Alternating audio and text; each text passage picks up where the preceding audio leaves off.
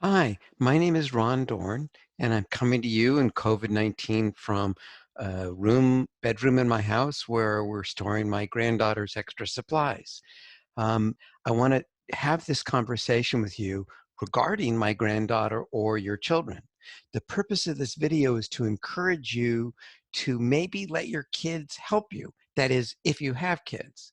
Um, Several students in past semesters have gotten their kids involved in actually helping them with the labs by playing the game. So I want to introduce some of the basic movements so you can show your kids and you can let them actually play the game while you take notes. At least that's the idea and the hope, to have them be involved in this educational process. So I'm going to share the screen.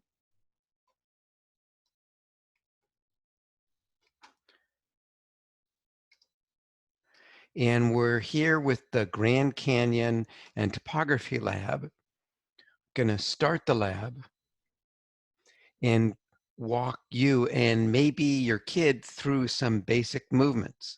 So you're landing on the north rim of the Grand Canyon, and when the game starts up, you're able to move the mouse as I am moving and have the camera angle change. So one thing you want to try is to use the mouse, one of the trackpads if you have a trackpad, although sometimes that's difficult. So if you're having trouble with the trackpad, you may want to first get an external mouse so that you can change the camera angle as you move the mouse from side to side. And then as if you're scrolling a web page, you can zoom out and change the camera angle to give you a broader view on the game. So if I zoom way out, you can see the topography, I hope, of the north rim around the Grand Canyon as the camera angle pans from looking east. And how do I know I'm looking east? I'm looking at the compass rose that you see in the upper left-hand corner. And now the camera angle, how I'm looking, is looking north. So now I'm going to hit the escape button. So the escape button on your keyboard gives you control over the game environment here where the mouse is now active. So having your kid learn how to hit the escape button to start playing the game and then hit the escape button again to be able to control things like the menu is something good for your kid to practice. Another thing to have your kid look at is this inset map. This is an inset map showing the complete game board. And you can have your kid change what's being shown on the inset map. This is a Landsat view of the inset map. And if you hit the plus bar, you can zoom into the Landsat view of where the avatar is. It's always a top-down or a planimetric view. And then you can zoom out to where the avatar is. This button is just showing you the elevation. It's called a digital elevation model, where the dark is low elevation and the bright is high elevation. And then you're back to the geology map. And again, with the geology map, which comes from the US Geological Survey, you are able to zoom in and have the planimetric or top-down view of the different units and their color coding. You can also change in this slider bar area what balance you want between the Landsat view and the geology view, and the triplanar is kind of like the kind of shading and cool appearance look. So if I hit this application, I'm changing completely the way it looks. You completely take off the geology, only have the Landsat, hit the apply button, and then you can view the Landsat view in which it's sort of true color almost, where the darker vegetation is forest. And if I zoom around and look down to the canyon, you're seeing desert.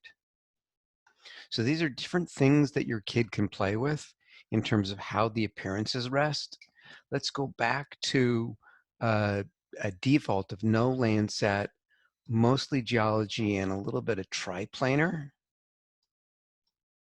and go back to the way it originally was in the game view. So that's one thing to do. Another thing to do is to practice jumping and running and playing. So let me zoom in by changing the scroll bar on the mouse, hit escape. And by jumping, I'm just hitting the space bar. The space bar makes the character jump up and down. You can use a variety of different keys. I like the arrow keys on my keyboard. That's because it kind of makes sense to me, and I'm 62 years old. You can use the WASD keys kind of things, but I'm going to just refer to the arrow keys. So I'm now moving the arrow north, and the bunny rabbit is stuck. So for me to get up there, I need to get a running start. I'm going to hit the up arrow, and I'm going to jump at the same time I hit the up arrow. Whoops, I wasn't good in jumping enough. And guess what? I fell into a hole. Wow, that's pretty cool. So I hope your kid has fun falling into a hole. To get the rabbit out of a hole is a tough thing to do. I'm trying to do it with the different keys and with the different jumping bars, and the rabbit's having a very frustrating time. So right now, if you're trying to get it out of the hole, there are different techniques that you'll practice with, but I want to show you the shortcut of getting out of the hole. I'm going to hit the escape bar, and now I'm going to try fast travel. So this little arrow here opens and closes the menu over here. I'm going to hit fast travel, and there are 3 different ways to fast travel. Right now, I'm going to do a shortcut here. I'm going to, within this mapped view, I'm going to click randomly up here, and it automatically sets the latitude and longitude. I can jump there, or I can just click number 1 for Isis Temple. And now the rabbit gets stuck right on the top of Isis Temple. And I'm in the game environment spinning around. I now know to avoid this hole right here. So now I'm going to jump with the space bar and have the character run downhill. It's much easier to run downhill with the space bar. I'm going to spin around so you can see the character's face. And again, your kid may like to have just the rabbit jump up and down by hitting the space bar, or may like the challenge of being able to jump and run at the same time to have the rabbit get a head start and jump up different levels. So I hope I've discussed jumping, moving, and changing the camera angle.